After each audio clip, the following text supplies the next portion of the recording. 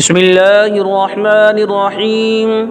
شروع کرتا ہوں اللہ رب ذوالجلال کے بابرکت نام سے جو بڑا مہربان نہایت رحم والا ہے۔ پیارے دوستو، السلام علیکم ورحمۃ اللہ وبرکاتہ۔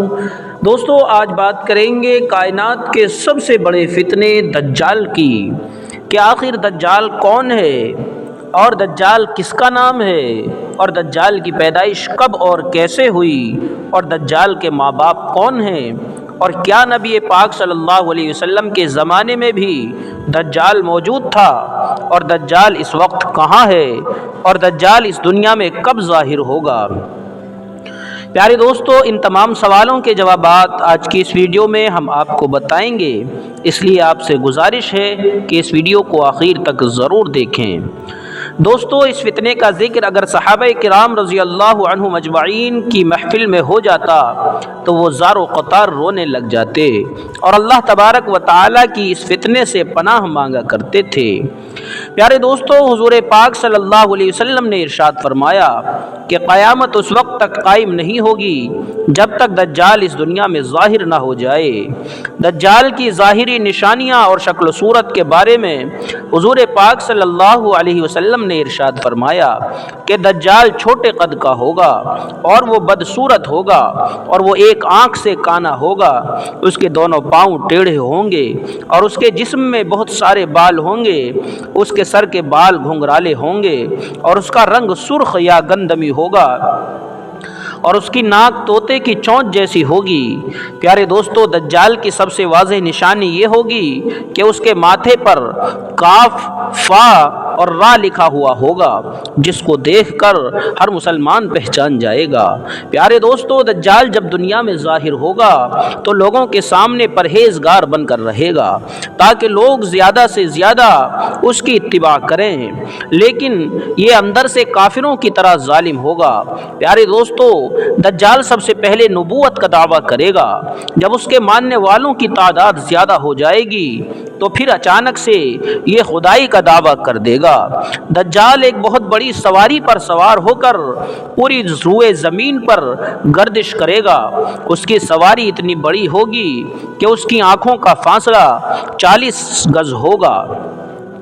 پیارے دوستو، دجال کے پاس بے شمار مال و دولت اور خزانے ہوں گے، اور دنیا کی اکثر نہروں پر دجال کا قبضہ ہوگا۔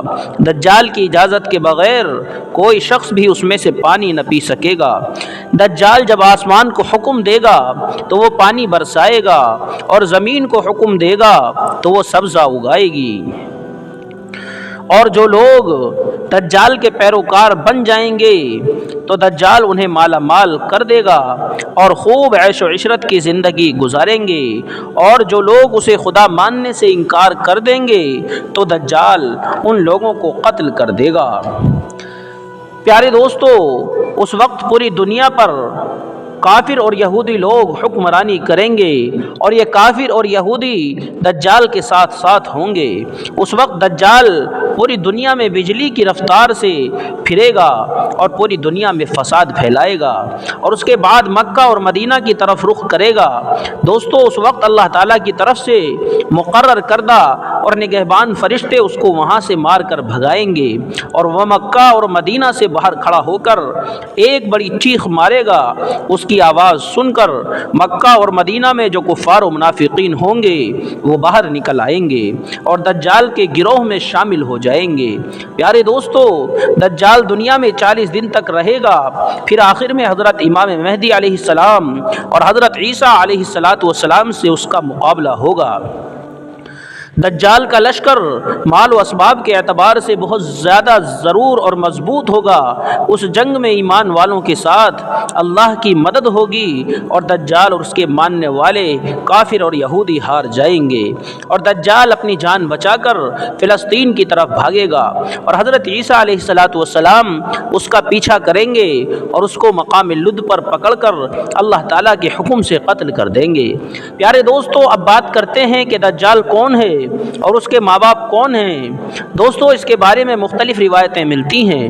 نبی پاک صلی اللہ علیہ وسلم کے دور کی بات ہے کہ جب مسلمان مکے سے مدینے کی طرف ہجرت کر رہے تھے تو انہی دنوں مکے میں ایک یہودی عورت نے ایک بچے کو جنم دیا۔ جو پیدائشی طور پر کانا تھا، یہ بچہ پیدائش کے اعتبار سے عجیب الخلقت تھا۔ بچپن ہی میں یہ مدینے کے اندر بچوں کے ساتھ کھیلا کرتا تھا، مگر رفتہ رفتہ یہ بچہ بڑا مشہور ہونے لگا اور اس نے اپنے اوپر وحی یا القاء آنے کا دعویٰ کر دیا اور یہ بچہ لوگوں سے پر اسرار باتیں کرنے لگا۔ جب اس کی ماں کو اس کی حرکتوں کا علم ہوا تو اس کی ماں حضور پاک صلی اللہ علیہ وسلم کے پاس آئی اور اپنے بیٹے کا سارا حال حضور پاک صلی اللہ علیہ وسلم کو بتایا، اور اس کی ماں حضور پاک صلی اللہ علیہ وسلم سے گزارش کرنے لگی کہ آپ اس کا معائنہ کریں کہ یہ کیا کر رہا ہے۔ پیارے دوستو، ایک دن حضور پاک صلی اللہ علیہ وسلم کچھ صحابہ کرام کے ہمراہ اس بچے کا معائنہ کرنے کے لیے اس کے گھر کی طرف روانہ ہوئے تو اچانک آپ نے اس بچے کو کچھ انصاری بچوں کے ساتھ کھیلتے ہوئے دیکھا۔ اس بچے کا نام ابن سیاد تھا۔ اس وقت حضور پاک صلی اللہ علیہ وسلم کے ساتھ عمر ابن خطاب رضی اللہ عنہ اور دیگر صحابہ کرام بھی موجود تھے۔ اس وقت ابن سیاد بلوغت کے قریب تھا لیکن جوان نہ ہوا تھا۔ حضور پاک صلی اللہ علیہ وسلم اس کے قریب پہنچ گئے لیکن اس کو پتہ نہ چلا، تو حضور پاک صلی اللہ علیہ وسلم نے اس کی کمر پر ایک ضرب لگائی اور ابن سیاد سے فرمایا کہ کیا تم گواہی دیتے ہو کہ میں اللہ کا رسول ہوں؟ تو ابن سیاد نے حضور پاک صلی اللہ علیہ وسلم سے کہا کہ ہاں میں گواہی دیتا ہوں کہ آپ اللہ کے رسول ہیں۔ پھر ابن سیاد نے حضور پاک صلی اللہ علیہ وسلم سے کہا کہ کیا آپ گواہی دیتے ہیں کہ میں اللہ کا رسول ہوں؟ تو آپ صلی اللہ علیہ وسلم نے ابن سیاد کو چھوڑ دیا اور فرمایا کہ میں اللہ اور اس کے تمام رسولوں پر ایمان لایا۔ اس کے بعد حضور صلی اللہ علیہ وسلم نے ابن سیاد سے پوچھا کہ تو کیا دیکھتا ہے؟ تو ابن سیاد نے کہا کہ سمندر پر عرش دیکھتا ہوں۔ تو اس وقت حضور پاک صلی اللہ علیہ وسلم نے ارشاد فرمایا کہ وہ ابلیس کی چال ہے۔ اس وقت ابن سیاد نے حضور پاک صلی اللہ علیہ وسلم کو بتایا کہ میرے پاس سچی اور جھوٹی خبریں آتی ہیں۔ یہ بات سن کر حضور پاک صلی اللہ علیہ وسلم نے فرمایا پھر تو تیرا معاملہ الٹ ہو گیا۔ اس کے بعد حضور پاک صلی اللہ علیہ وسلم نے ابن سیاد سے فرمایا کہ میں نے تیرے لیے ایک چھپانے والی چیز چھپائی ہے۔